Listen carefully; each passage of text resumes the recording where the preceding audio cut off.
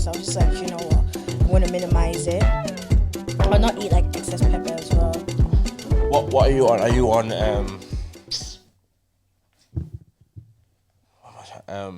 I stopped. Oh my goodness, guess what? My car, I told you it failed NCT that time, right? Stupidly, dangerous sticker, everything, right? Yeah. And I had to go get it fixed. No, remember, that's why I got the bus here last time. Yeah. And you were just like, oh, I should have been like John. Yeah. So, oh my God, my mechanic quoted me, I kid you not, David, I think I spent 20 minutes crying. Because I could not believe I'm just a girl and I just have to like pay this. David. Over 4?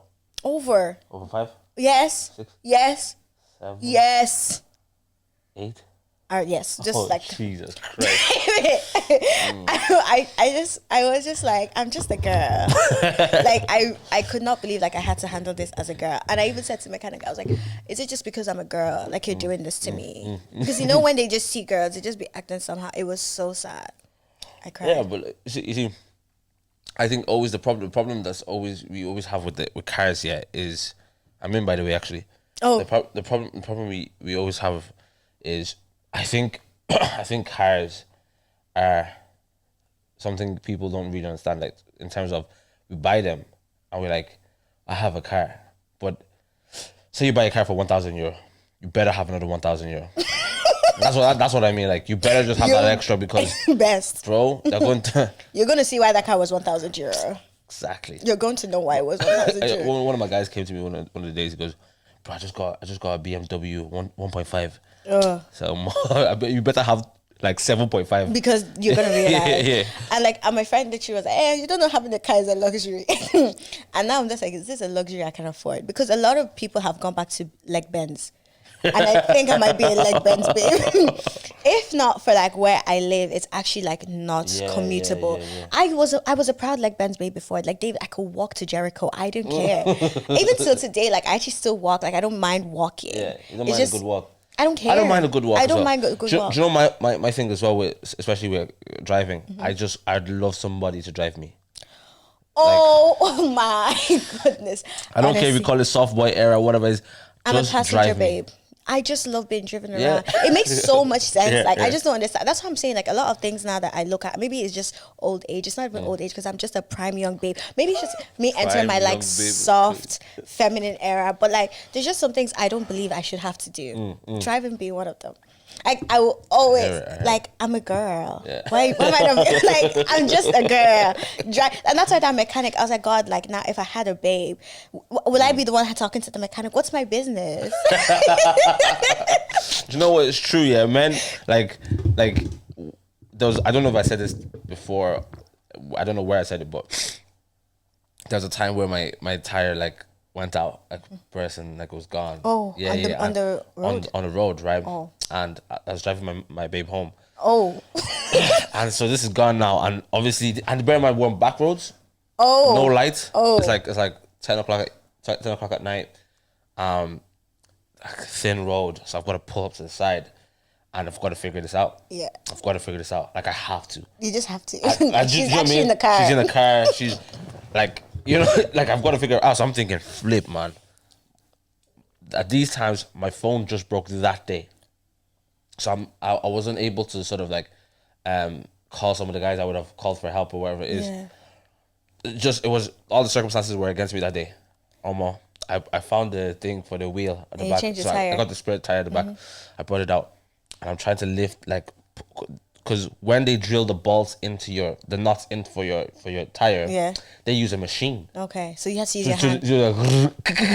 Like it's like that type of thing. Yeah, it's tight with the machine, the drill. Now I've got to use physical power. I have no machine. I have to be the machine. So bear in mind, I'm spending time. It's not coming out. It's not coming out. She comes out. Baby's like, is every... She's like, babe, is everything okay? I'm like, yeah, no problem. Yeah. I promise you, Sharon, she's my witness. As she comes out, she says, oh my God, like, it's not coming out. Goes, no, it's going to come out now. With everything within me, I pulled that thing up on a screw dip. I got the tire off, put the new tire in. She was watching me. She just said, wow, what a That's my man. And do you know what it is, right? Even off that point, this is when men need to realize, women are going to be your biggest motivators. 100%. You see, that's why all this logic of, I need to get it done before I get a babe. Oh, you're missing out on the value of a woman. Because she's going to push you. Because you have to show yourself out. Push, bro. She's going to push you. Imagine now, Sharon, I want to ask you this question. Like, your man, the car breaks down, whatever it is, and he's like, hear me on this. Everyone's car breaks down at one stage, but I'm saying his car, it's not even a breakdown, it's his tire. And he hasn't a clue what to do. How are you looking at him? Oh. I was just like, do you know a situation like that actually happened to me before? Really? No, but like we were going out or something, and like the car must have like there's something wrong, and it was raining and everything. I was like, oh no, you sure you can fix it? I was like, are you sure you can fix it? It's like, yeah, no, I'm gonna fix it in the rain. He fixed it. I think you better have fixed it. Because the what pressure we have is done, on, bro. You gotta do it. You gotta do it. I feel like, man, you guys are trying. Nah, 100%. You guys are trying. I think, yeah, it's just that part of like, men are competitive naturally, so that's one part where we're sort of like we'll do more than necessary in relation to other men, but when it comes to women, like it's a whole different ballgame. Like even just in the gym, like you're bench pressing heavier when there's a girl right beside you. Yeah. And I'm sure the girl doesn't even know what weight you're carrying. Yeah. She's looking at you like, oh, he's carrying weight. But like you just making sure that, boy, I can't drop this in front of this girl. I can't even struggle. I pop an elbow, everything, but she can't see that. So men have this sort of thing about them. Yeah. Especially around women. So women do motivate men. In a very different 100%, way. Yeah. 100%. Even like, okay, going off that, I have a question. This is a question that I've been asking a lot of men around me. Who comes first? Your kids or your woman? Wife or woman? Yeah, your wife. Wife number one, kids number two. And I think it should be the way, I think that should also be the way for women as well. I think your husband should come first and then your kids number two. Can I just clap for you? Because you see the way you just answered that like a normal human being. Yeah, well, that's normal. Emphasis on a normal human being. And I feel like if the guys I was talking to watch this, they're going to see, because like some of them were trying to make me feel like, oh, wagwan for you. I'm like, it's not just about like, oh, you picking me, whatever. This is just how it should be. Do you know what I mean? Right. Because at the end of the day, I literally said to someone, I was like, you choosing me doesn't stop at the altar. Actually, that's where it starts. It's you have to continuously keep choosing your wife 100%. To the point that, like, I don't know, the way I want to raise my kids, my men, it's like, oh yeah, I can mess with mom, but like, yo, that's my dad's wife, and he don't play about his wife. Right. Do you know what I mean? So I would always say, when I was chatting to, I was just chatting to my girl, before we became together. Well, we got together.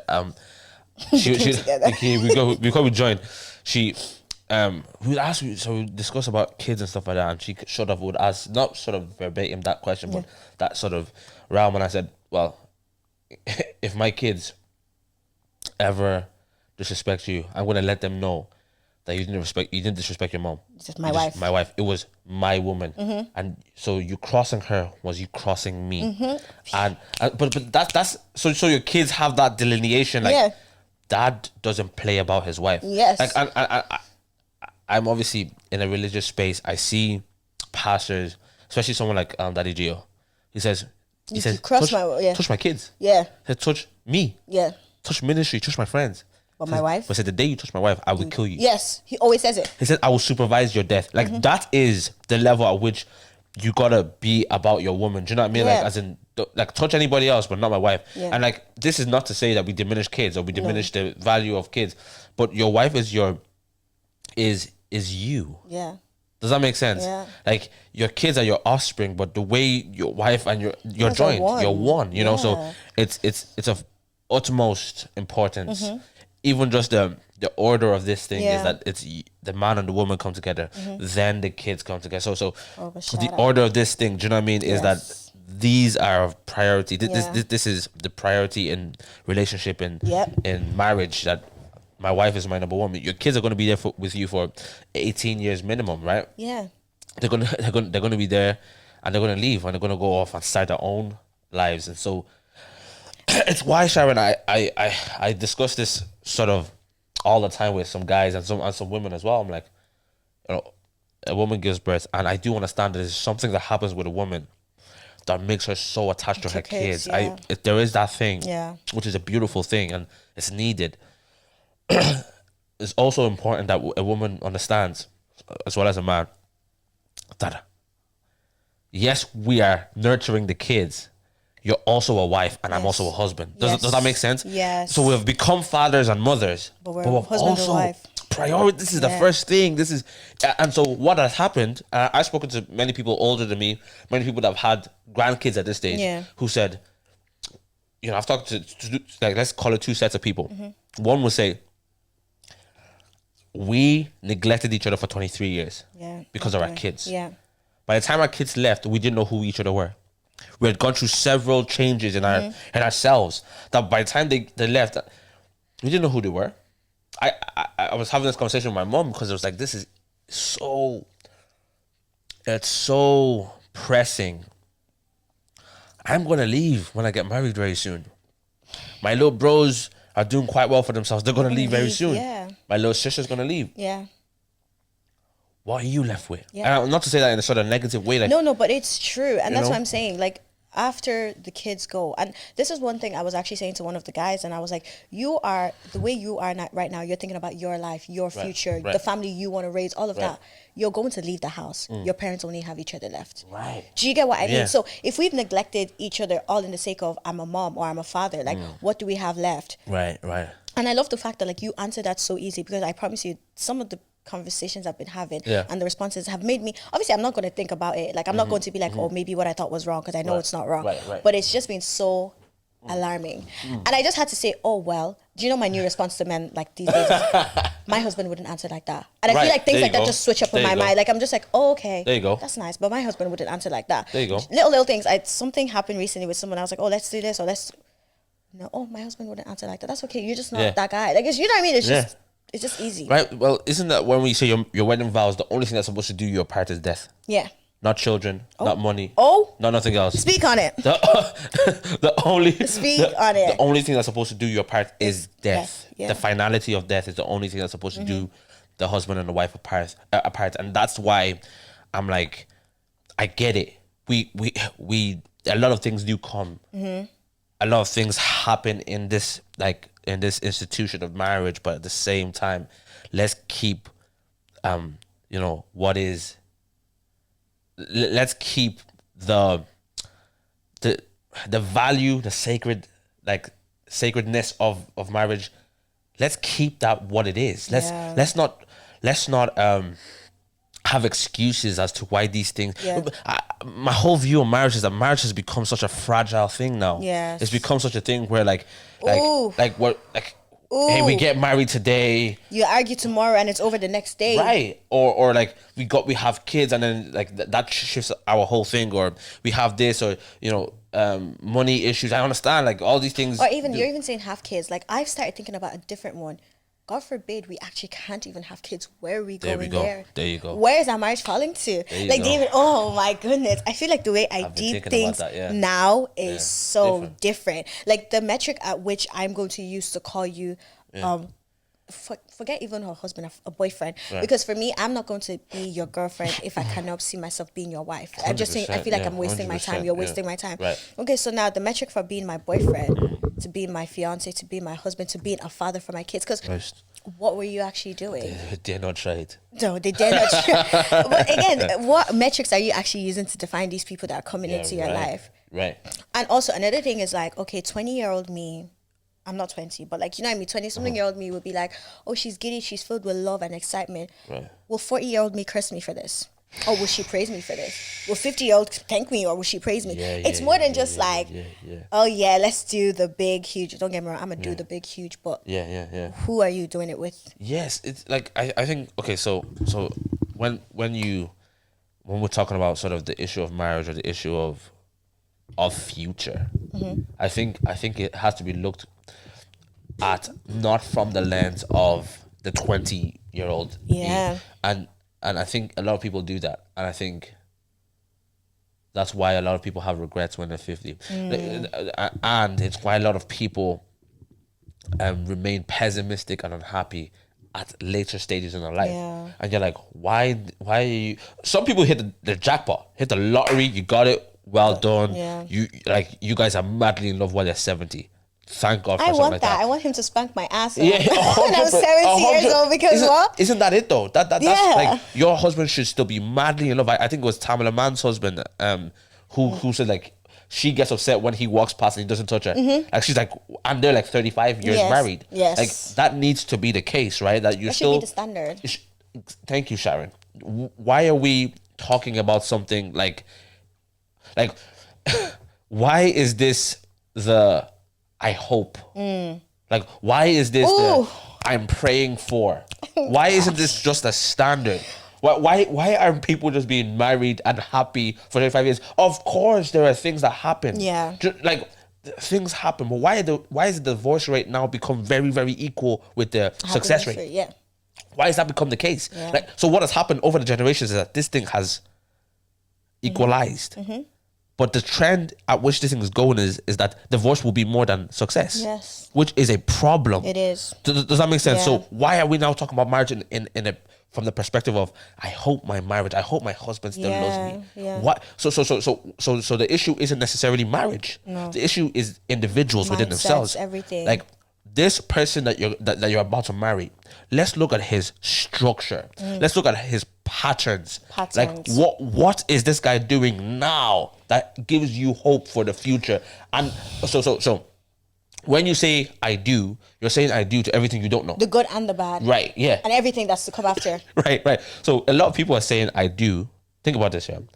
We start dating and we're in love. It's 2 years. Oh, it's amazing. A few hiccups here and there. It's like, oh, you didn't wish me happy. No, sorry, you didn't wish you happy birthday. It's quite bad. You didn't say good morning. Oh, you didn't fill my tank up. You didn't fill my tank up. Stuff like that, right? But most of the relationship quite good. He's a kind guy, lovely. And then he says, "Will you marry me?" You say, "Yes, of course." No doubt in your head.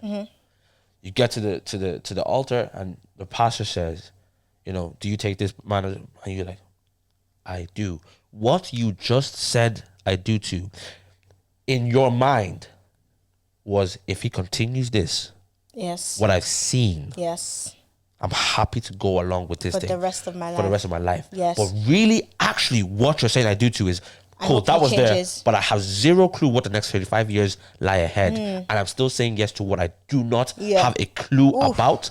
And if so when you realize that that's what you're saying I do to at 22, you would think a bit more. You gotta think a bit more, because this guy, I'm very aware that my woman is gonna change. Yeah, and you're going to change. I'm going to change in ways that you don't even know. Like, you can't even anticipate your change. Yeah. You at 18 years old is not the you that's sitting here right now, and he probably couldn't even anticipate this change. Do you know what I mean? So it's like, you have to be in this for the long run. I talked to some guys, Sharon, and some of the guys are saying to me like, "No, one thing I can't compromise on. Like, she's gotta have a back. Body. Like, her bum has to be like, bro. Her bum has to be shelf. Is that what they call it? Yeah. So when you have the shelf, she gotta be. She's gotta have that shelf, right? And I'm thinking, okay, fantastic. Or they say, her, I get the body, the breast, everything is gotta be. It's gotta be top. And two things come to mind. One, I said it on the last time I was here with Snow. Stop watching porn. Two is this. Her body's gonna change over the years. yes, And do you know that, I'm trying to phrase this right. So her body's gonna change. Okay, Sharon, here's where the problem lies. Because I'm taking my time with it. I don't want to say the wrong thing either. Her body's going to change. Are you so attached to her body that when her body changes, you can't recognize your woman anymore? You're so attached to the body that now you're looking at everybody else that has the body that you were once attached to. And she's moved past, her body's changed. She's in a different space. She's had your children. heavy on your children. Yeah. And you can't love who she's progressing into. You can't love her evolution. You're still stuck on features. But then I also beg to differ. Did you even ever love her? Good question, Sharon. Because your love cannot be just tied to the physical aspect. Yeah. Even now, like when I listen to couples, oh, why do you love him and her? I look for different things now. Yeah. It's no longer just about, oh, he makes me feel good. Yeah. Or he da-da-da-da. It's like, when you hear people that are like, oh, his character, I love him because he is this, not because of how he like makes me feel. Yeah. What's that? Yeah. It's also something you always ask people in faith. Why do you love Jesus? He's my provider. Oh. And so it's always been about what Jesus could do for me. The second Jesus doesn't provide for you, how do you feel about him? Right? The second you can't, the second gyro comes on and you can't really relate anymore. How do you feel about that? Do you know? So it's really, love should never be about, I think maybe that's baby love, where it's like, oh yes, you make me feel good. Yeah, but love should always graduate to, like, you know, you love your mom the older you get because of the woman she is. Yes. Like, yeah, like, cause your mom's she ain't like giving you clothes to wear. She ain't giving you food to eat. She ain't giving you money to spend. So it's not about what my mom could do for me anymore. Mom, I just love you. Yeah. The woman you are, phenomenal. Yes. So that's where love is supposed to be. If a man is only attracted to a woman's body, the ability to love who she is a very difficult thing, because he's blinded by her features and all he can see is what he wants. It's his pleasure. Yes. It's his pleasure. It's for what he wants to enjoy because of his own perversion. Yeah. Now, wow. Okay, because a woman's body, a woman's body is something that men have not, we haven't done a good job of protecting. We haven't done a good job of protecting. And so that's why we have a lot of insecure women today. Yeah. That's why we have a lot of plastic surgery today. Yes. That's why we have a lot of people who have body dysmorphia today, because men haven't done a good job of protecting the image of the body of a woman. We have now perverted it to what we see in pornography and on music videos, and expected that to be the standard of everyday women. Yeah. And so women feel the pressure. Men feel the pressure if they don't get with a woman that looks like that. Yeah, because you failed. The boys are gonna say, the boys are gonna look at you like, where's her bum? It's gonna be, as long as you're happy, bro. As long as you're happy, bro. As long as you're happy, bro. And so now he feels like he's go. So we are no longer liking women for being a woman. As long as she carries something that makes me look good, that makes me feel good, and that I can sort of show off to the world, I'm a happy man. You're in big trouble. Yeah. You're in big trouble. Oh. That's why some men marry witches. Oh my goodness gracious God. How did we get they said y'all are marrying witches? Yeah. Because the problem is we are not looking at the content. I did a sermon last week about the Pharisees, and the Pharisees were upset in Luke chapter 11. They were upset with Jesus because Jesus didn't wash his hands before he ate with them. And the whole thing was that, you know, it wasn't even it wasn't about the washing cleanliness. Yeah. It wasn't even about cleanliness. It was about custom. And Jesus now responds to them and goes, you guys are, the problem with you guys is that the outside looks clean, but the inside is dirty. Oh. That's what Jesus said. It was a smoke with them. Yeah. Said the outside looks clean. You wash the outside of the cup, the outside of the bowl, but the inside, the content is dirty. And that's a problem we have today. That men are looking at the outside of the bowl, but are not focused on the inside of the bowl. The inside of the bowl is the dirty thing that you must. In fact, so nobody eats the outside of the bowl. No, all you can do is show it off. Yes. All you can do is hold it out. But nobody eats the outside of the bowl. You got to deal with the contents on the inside of the bowl. And if the inside of the bowl is dirty, what happens is that you are now open to infections and disease and sickness. All type of things can happen because of the content on the inside. Yeah. So I'm going to look at a woman now from a different lens. I said men are marrying witches without knowing they're marrying witches, and they want to come to church, 5 years later saying, I married a witch. Because you were looking at a bum. Of course you're gonna marry a witch. Yeah, and she's not gonna come packaged like a witch. She's going to be beautiful, the most beautiful you've even ever seen. Of course, you know, vice versa, right? When a woman is looking at a man from a perspective of what he can do for her or what he could do for you. Sharon, do you want me to come and speak? Or? No, come and speak. This is Sharon Speaks. We need to speak.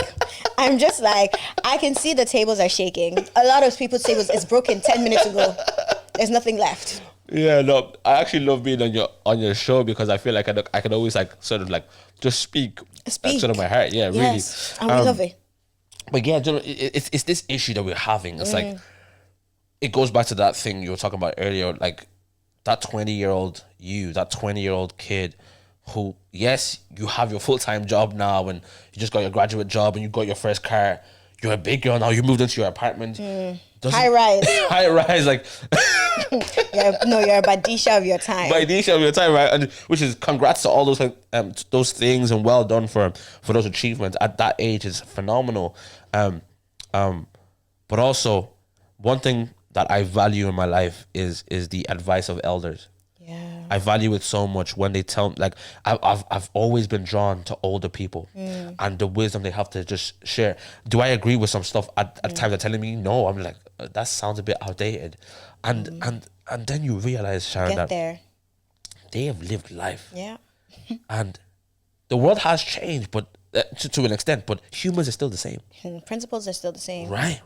Yeah. So I look at, when I hear older people speak, I like to sort of make decisions based on what sort of collectively where I am now and some of the advice I have from someone who has gone ahead of me. So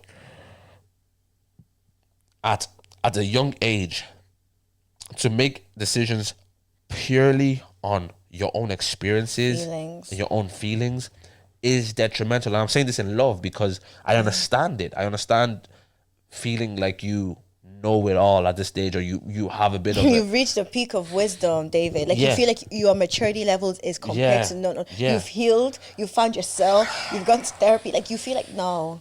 And that's what I was telling you, like as I'm growing up, David, I am not like life is humbling me, but life is humbling me. Right, you realize how much you don't know, right? How much you don't know. Yeah. That whole be slow to speak, quick to listen, everything, it's just ringing a lot more in my ear because you're like, you don't know nothing. That's exactly what it is, Sharon. And I think that's the beauty of growth. You realize that, geez, like, I may only be an expert in my field of study.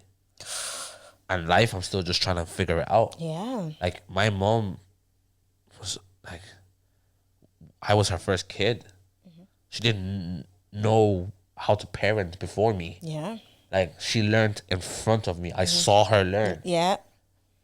Right? So all this whole thing that we're talking about, everyone's learning. Yes. And I think the one who comes with the persona of, I know it all, and I'm going to make the decisions on how I feel right now, I'm looking at you and like, oh, I'm sorry. Because so it was going back to that whole patterns thing. The wise thing to do now, because in relation to dating, you won't find somebody at you're 20 and he's 21. It's rare to find somebody at 21 who sort of has the whole package, right? Yeah. It's rare, right? So cool. If you want to date that person, cool. My advice would be to look at what he does now. He doesn't have to have the best job. He doesn't have to have the best car. He doesn't have to have all the money in the world. But he doesn't have to be Apostle Salmon today. But what is his patterns spiritually? Yes. Does he have a discipline spiritually? Because if he doesn't have a discipline... And can you even just specify that spiritually to Jesus Christ, the Lord of all, Lion of the tribe of Judah, the one that was and is to come, the way, the truth, and the life, the one that came, he lived amongst us, he died, and then he rose again on the third day. My God. Because spirituality has turned to something different in our day and age.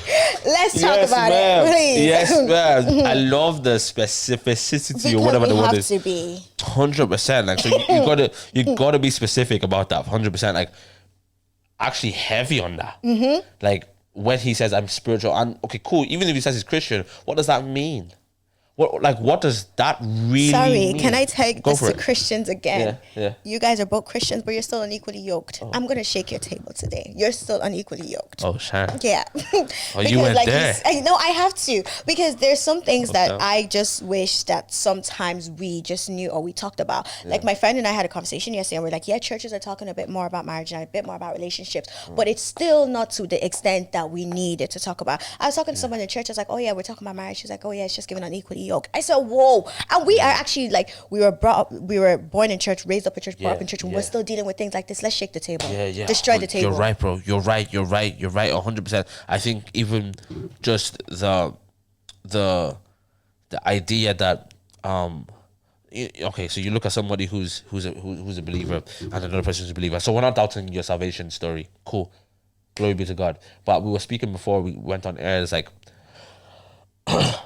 there's a difference between one who's just a sort of a newborn, just gave their life to Christ yesterday, and somebody who the Bible refers to as immature.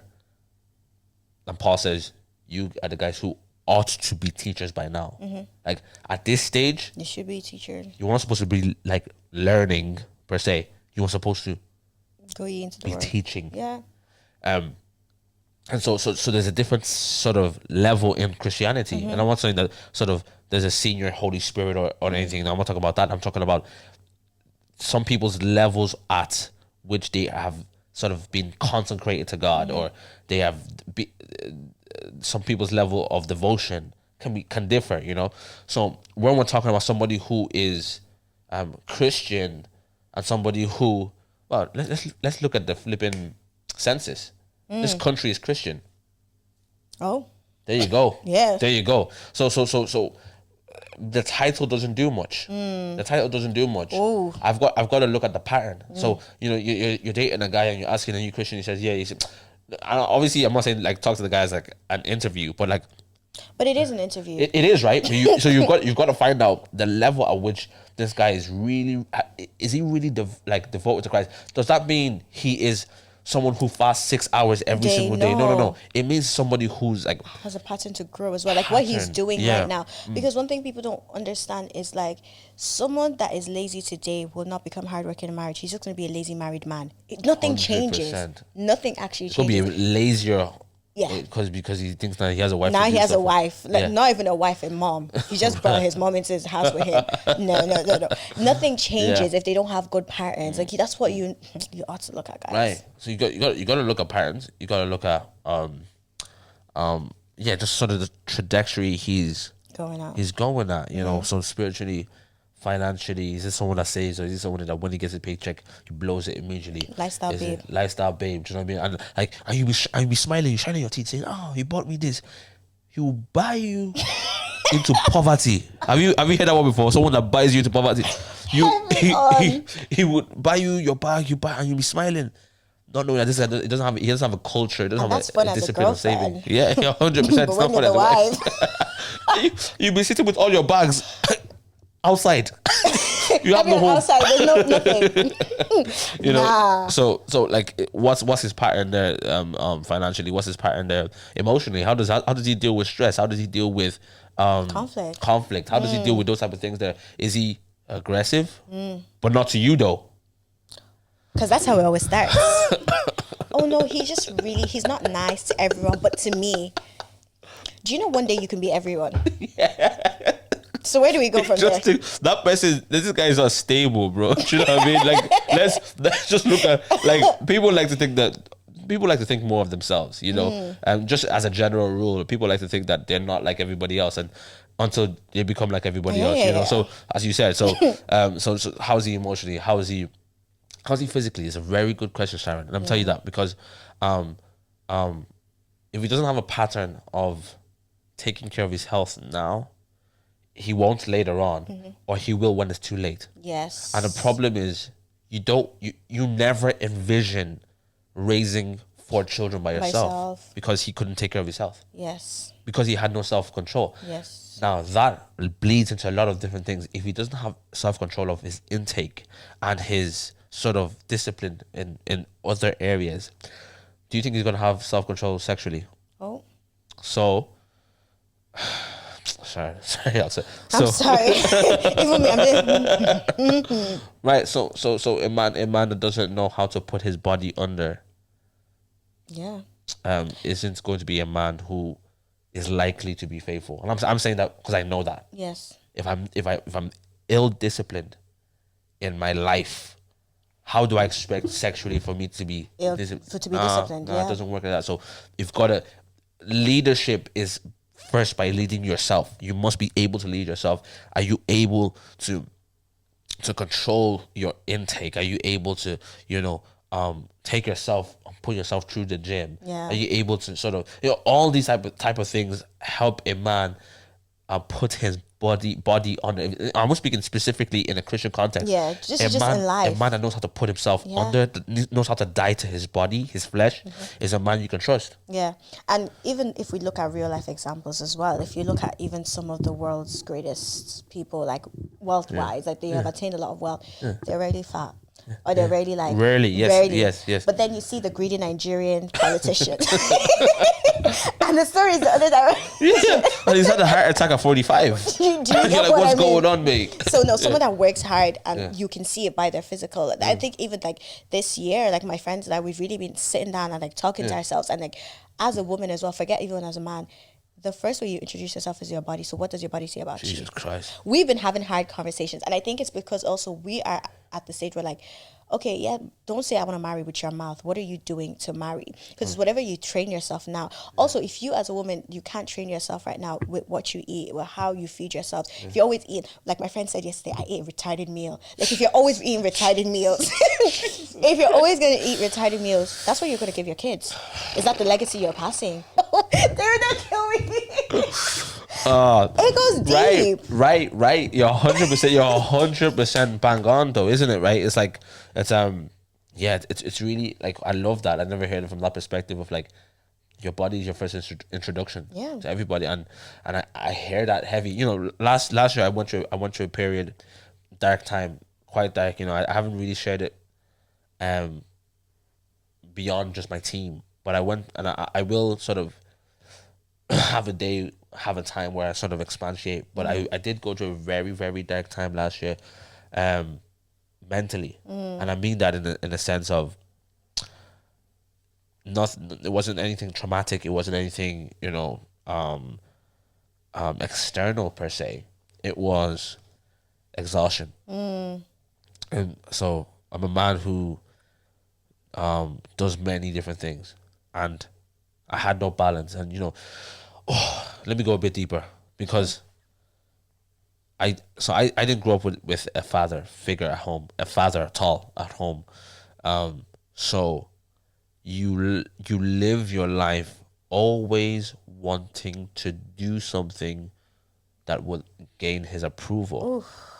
Right? So your whole life has been doing and achieving so he can see that you've achieved something, and then maybe he will accept you. That's always been my sort of orientation, without knowing it. Yeah, it's why I'm a high achiever. It's why what the things I do, I'm quite successful at it, because I've learned to do things at a high level that will be able to gain your attention and but really I didn't know I was doing it for my dad's acceptance. I went to college and I did well in college, all for my graduation, that my dad will be, hopefully he'll come back to Ireland to be at my graduation, and I sent him the tickets for my graduation and he didn't show up. Oh, wow. And I'm thinking, I've lived my life doing to gain acceptance, and so that bleeds into everything. And so cool, I'm flipping going to do a podcast, and we're going to be the best podcast that you guys know. We're going to do shows, and we'll sell the shows out, and we're going to get the best guests, and we're going to do all these type of things there. I'm going to do a ministry, and we're going to like have hundreds of people. We're going to do crazy. We're going to take over the nation. We're going to do all these type of things there, and I'm going to have a business, and we're going to have loads of podcasts in here, and we're going to I'm going to do all these things. Meantime, mentoring young people, I'm doing all these things, and bear in mind, I'm not doing it like necessarily consciously. Consciously, but I'm doing all these things. Yeah. And here's the thing: I don't show people that what I do too tough. Like 10% of what I do is seen online. 90% of it is just in the moment. Yeah. But I've forgotten that. Why have I spent so much time? Sorry, I've not forgotten, but I've realized, why have I spent so much time being a doer rather than a beer? Right? So choke us on the table. Yeah, there we go. Right. Yeah. So I realized, spend so much time becoming that you don't know how to just be. Right. Yeah. Right. Yeah. So I'm like, I want people to see what I'm doing rather than people know who I am. And I mean that from a perspective of not so people can, not to have eyes on me, but David is a loving person. Yes. Like before David is a preacher, a businessman, and a podcast host and a personality. Oh, David is loving. Oh, David is kind. David is a believer. Like, those are the things that people need to receive from me first before what I can offer them or what I can do as some level of credentials. And so I realized my whole life, because of my dad and my situation, has been about doing to be accepted rather than being because I am accepted. Just because you are. Right? Because of who God has already made me. I just need to sit and rest in that. And I wasn't able to do that for so long. And so I got to a stage last year where I became very exhausted because I was doing so much. And I burnt out and I burnt out and I burnt out. And I got to quite a dark place in my mind. But in that process, Sharon, I was eating. I envy those people. I said all that to say it. I ate. Wait, David, I envy people that are going through it and decide food is the enemy. Me. I would eat. You know when I'm sad? You don't need to know when I'm sad. Just look at how I am. Just look at my physique. Right? And it's so bad. Like last year as well for me. I think this year I just made a decision that no matter what, I won't go under. Like no matter what, I will actually be above water, because life has that way of like doing things or bringing things, whatever. I don't care. But this year I will be. I mean, I would just rise above everything. That's it. Because at the end of the day, like, okay, you keep falling underwater, I'm the one that has to keep getting myself up. Why? What about having a system in place that won't even allow me to go under? Like I remember last year, that's actually so funny, because I remember we had a phone call last year. I think it was just, oh, hey, David, can you send the video? And you're like, what's wrong with you? And I just started crying, because I can't. There was nothing else to give anymore. But this year, David, no matter what, I must rise above everything. Right. That's the mindset you've got to have, because of where you're going. One, because of where Femi Lazarus talked about that. Oh, right. So where you're going, it needs you to come over the water now. It needs you to do that. Like, you have your mentals to be in 100. Right. You've got to sort of get to that stage. So eating is sort of is that thing, right, that happens when sort of I was eating everything. And it's not like massive meals. I was just eating horrible things late at night, and I ended up I'm 5'5", right? I shouldn't be anything over, like, anything close to 90 kg. I shouldn't even be anywhere close to that for my height. Shouldn't be anywhere close. And that's as a man. If I not say I'm 5'2" as a girl, where will you run to? Right. Where will you run to? Because then you're considered like to be on the obese side, and I was 102. Oh. I was 102, 103 at my biggest, and I didn't always look as heavy, because I would wear like double XL shirts, and massive jumpers and stuff like that, just to sort of cover that weight. But that's where I was. I would only wear black. I would, like, my whole thing was. Now you see, this year you've commented, a lot of people have noticed that my whole fashion has changed, because the inside has changed. Comfortable, I'm comfortable in my body now. I'm a bit more. I'm freer. I want to express me. This is David. I've always said to people, I've always been a fashion nigga. I've always been a fashion nigga in my mind. I just never really was able to. I have. No, I hear you. And that's why I'm like, okay, God, before I get to this, my desired weight loss, make sure you just capture me. Because by the time, You know. Oh, me and Arasta will be competing. Yeah, 100%. You know, so like it's like so what had happened, right? And this is probably this is quite important because when I realized, so I didn't realize I was exhausted for so long until I realized I was exhausted, and that's where it became very dark. Very short period of time that it was like a very short period of time. But Sharon, the Holy Spirit said two things. The first thing was have a Sabbath. You must have a pattern of resting every week. Rest, don't do anything, just rest every week. Cool. And he said, get to the gym. Yeah. So what I did was I picked a day to rest, and I got my bum to the gym. I got to the gym and I worked every single day. It's my partner now, working every single day. And what that does is it keeps my head good. It keeps it keeps my head good. And then from that it flowed eating well, just eating better, you know. And sleeping. Yeah, I slept more, and you know, people rarely come up to me apart from different like heavy seasons, and people rarely come up to me saying like, you look mad tired. You know? I'm look like, because that was always the thing last year. David, you look wrecked, you look exhausted. My girl was like, she was quite concerned about me. Like, bro, you look. It's all just coming on you at the one time. Yeah. I'm in college at the moment. I'm a student. So this is all happening at the same time. I got myself a PA who says, you know what, we'll just organize your time. And so now I'm freer, I'm bubblier, I'm livelier because, you know, of all these things. And it reminds me of Elijah when he says, God, F this. He says, I'm done with this.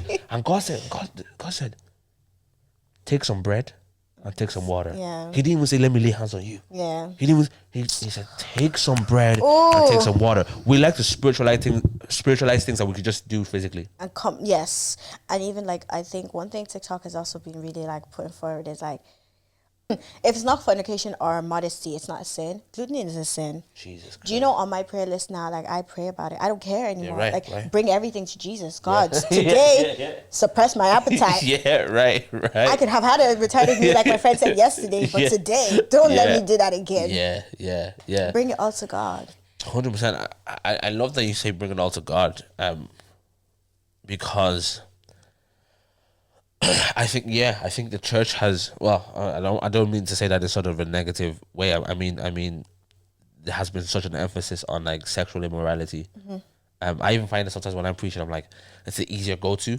It's like, don't have sex. I don't say that to people, but you know, it's the easy one. It's that the gets easy crowd. one. The crowd's like, kind of like, oh yeah, no sex and all, like, while they have sex. I'm just like, it's like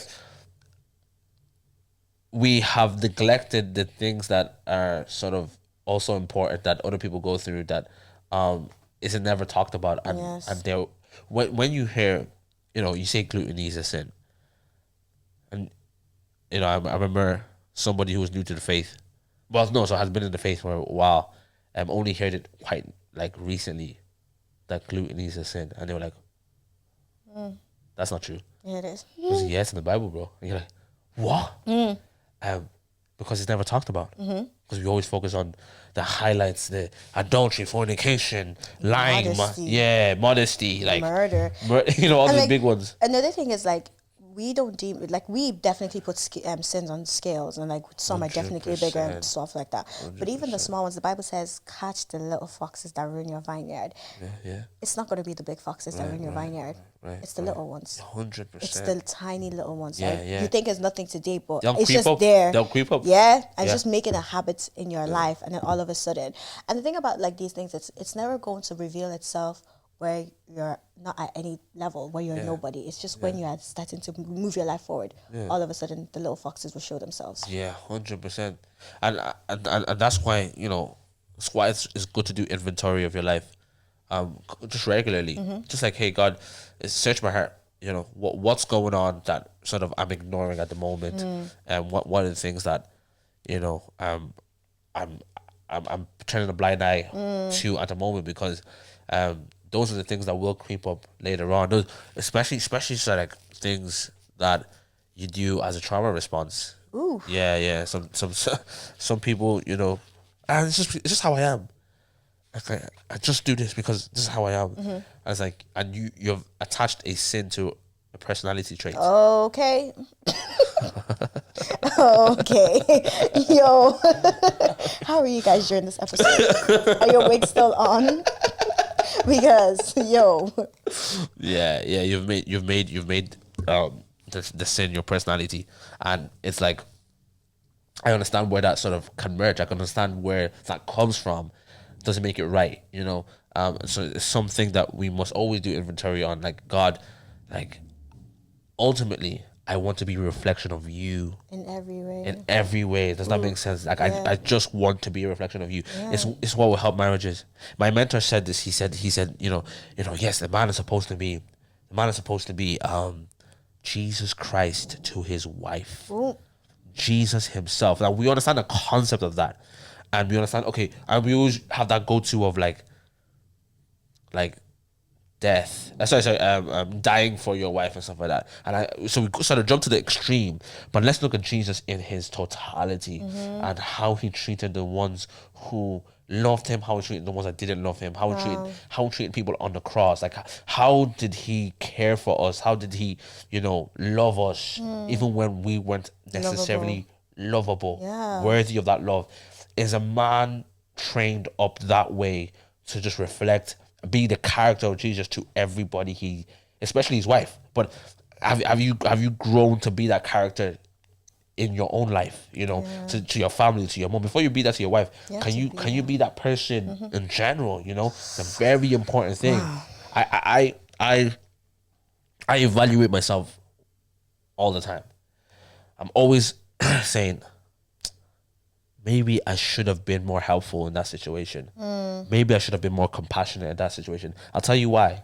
Because when we look at ourselves and we tick all our boxes by ourselves, we've just become like the Pharisees, who say we obey all the laws. In fact, we obey laws that we created to protect the laws.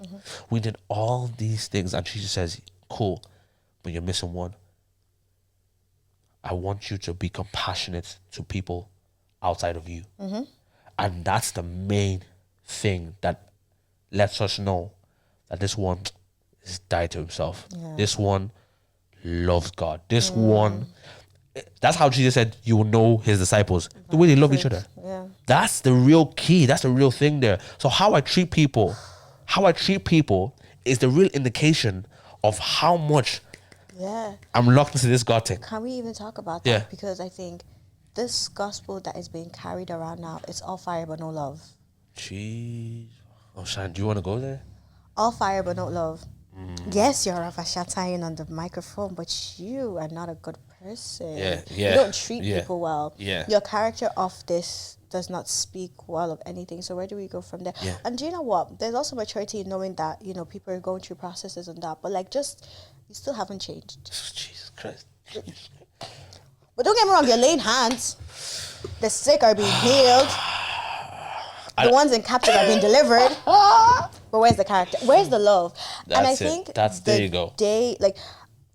I've been really fixating about love for a while now. Right. Love is at the core of everything Jesus did, and it should be at the core of everything we do. Love is what makes you look at somebody that's an unbeliever and say that if it means I will pray for you every day, you will know Jesus. There you go. I actually started looking at some of these evangelists, like not the ones that, like the big ones, right? Just the local ones. They would literally say that they had list of names of people that every single day they were praying for. That is love. Love is not just laying your hands on someone, and that is an aspect of it. But love is, even if you never even come to Christ, I'm never going to change my behavior towards you because of that. There you go. It's why Sharon, I don't point fingers at pastors. I don't point fingers at people who everyone's sort of slating. And because doctrine is something that doctrine or practices in the church, it's something that we're all learning. No one has perfect doctrine. No one. Nobody, right?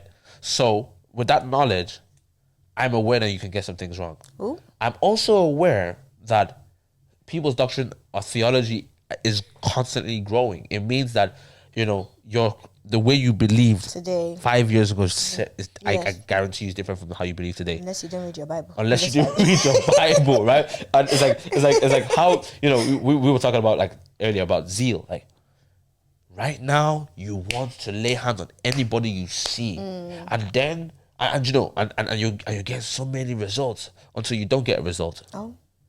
Now your character, your identity is shaken. Yeah, you don't know who you are in Christ.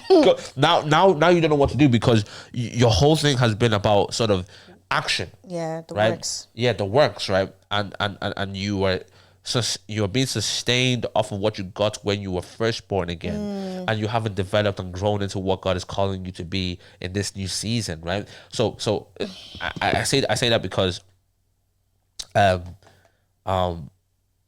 seen a generation of people who are zealous, and I love zeal. I do love zeal. I love people who are fired up for God. My problem always is I've seen more than I've not seen this. I've seen too many people so fired up, and within a year they crash and burn, and they're done. That's it. Because the crash is going to also be so hard. And that's why I said this in another episode, and I was like, more than zeal, move of transformation. Yeah. Allow yourself actually be transformed. Yeah. And like, know that transformation is continuous. You're never going to be there. Yeah. And that's even the level of maturity as well. Yeah. Knowing that you're never going to be there. Yes. So why does Paul, who writes a third of the New Testament, say that I may know him? Why is that his thing? Why is that his thing? You know, that you want to still know that about I may know him. That's heavy, right? That's heavy. You know, so I'm always looking at these guys. I always see them pop up. They know how to lay hands, but they don't have this character, and they're missing this character. And so the reason I don't point hands at pastors is because of this. We're all learning in our theology. We're all growing in our theology. So you might get some things wrong. I want to live with you for a month. If I live with you for a month, I will know. Does that make sense? It's actions speak louder than words. Jesus was calling false teachers, not because of what they were saying, because of how they lived. Yeah. That's actually what he was saying. Wow. Hypocrites are people who act one way and act another way.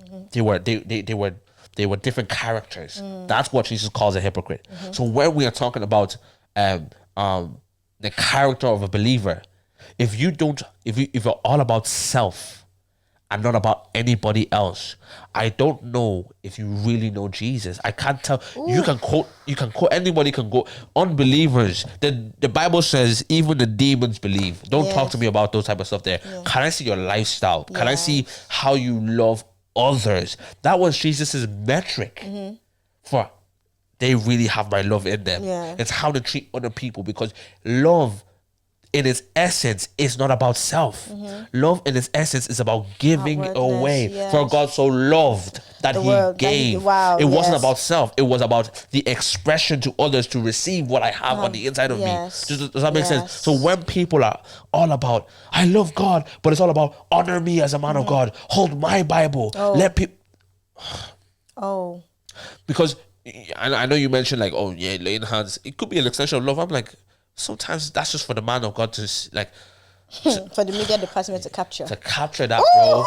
Capture that, put that on the Instagram reel, let them know that when I lay hands, people drop. They drop. And so Sharon, my thing is like, but you know, because I'm not a hater of that type of thing, right? I've laid hands on people. You've seen I've laid hands on people. People are falling, and that's not a metric of success. It's not the metric of success. It's not. Why in Matthew 7? Why is it the guys that came to Jesus and said, Hey, Lord, we cast out demons in your name. We did these miracles. We prophesied in your name. Why is it those people that he still said, depart from me, I don't know you? So those things are not metrics for a believer or success as a believer. It isn't those things. But actually, can I see your family? Yes. Can I see your household?